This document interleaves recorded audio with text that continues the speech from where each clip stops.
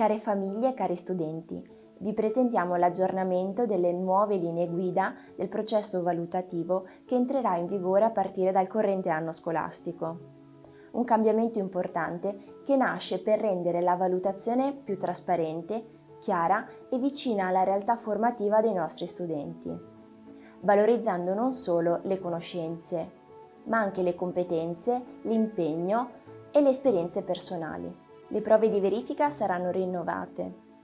La valutazione terrà conto di un 70% di hard skills, ovvero di competenze specifiche della singola materia, e un 30% di soft skills, come ad esempio la capacità di lavorare in gruppo, di gestire correttamente il tempo, di risolvere problemi. Inoltre, nelle pagelle intermedie e finali, valorizzeremo la maturazione delle soft skills nei 3 contesti di vita socio-educativa dello studente.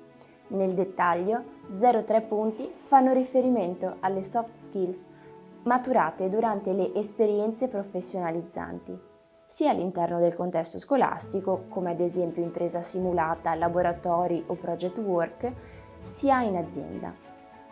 I restanti 0,3 punti invece fanno riferimento alla maturazione delle soft skills nelle esperienze extracurriculari dei nostri studenti, come ad esempio la partecipazione ad attività sportive, il teatro, la musica o il volontariato.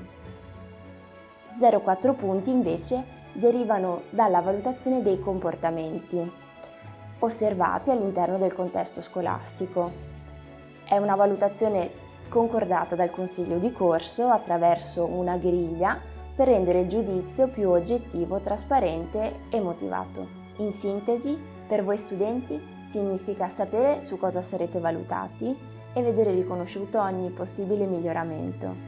Per voi famiglie significherà seguire meglio il percorso scolastico dei vostri figli, comprendere le scelte della scuola e parteciparvi in modo più consapevole. Queste novità non rappresentano solo un cambio di metodo, ma un passo avanti per una scuola più moderna, inclusiva e attenta alla persona.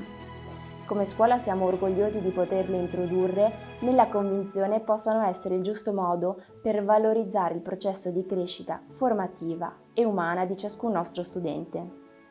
Rimaniamo a disposizione per approfondimenti in merito e per accompagnarvi in questa transizione. Grazie per l'attenzione.